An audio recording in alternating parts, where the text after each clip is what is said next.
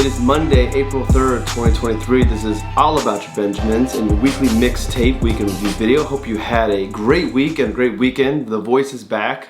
So for those of you who read the rundown last week, you know there was no video because coaching AAU took my voice away with me, combined with a little bit of a head cold. So nonetheless, we're back. So let's get to the headline that may or may not be impacting your financial plan and portfolio. And my notebook is short this week. You can see not a lot written for today's video. We'll start off with the markets, which is not usually my favorite topic because while it is important and it gets a lot of attention, it's really not the most important part of your plan and where you're going to build your authentic life and your financial plan. Just a small component of it. But nonetheless, we wrapped up the first quarter. And the first quarter ended on a strong note. All of the major indexes were up, and it was led by the NASDAQ, which would make sense if you think about 2022 and how the market was down. And those growth tech stocks, which are primarily found mostly in the NASDAQ, they were down a lot. The NASDAQ was down way more than anything else, and some of the individual stocks in there were down 60, 70, 80%.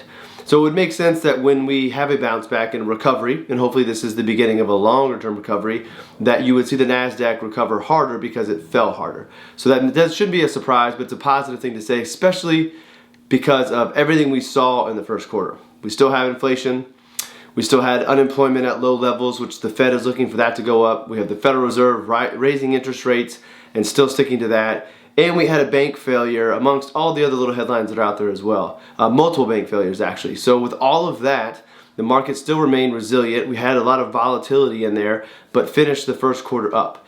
What does this mean for the rest of the year? I have no idea. That's why we don't try to make month-to-month, year-to-year, month-to-month, day-to-day, quarter-to-quarter predictions.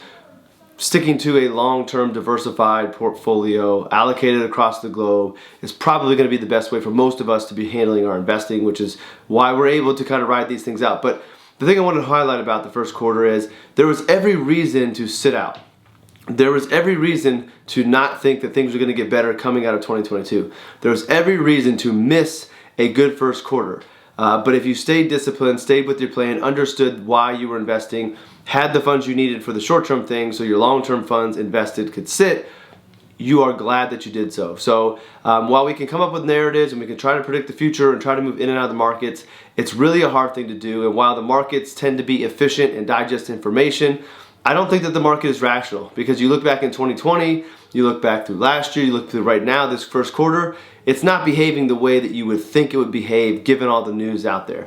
Part of the reason for that, as I've said this numerous times over the years of doing these videos, is the market is pricing things forward. It digests information and it prices it in going forward. So they being experts and the textbooks say that the market is a forward-looking entity, so that it is going to be ahead of the news and processing those things already.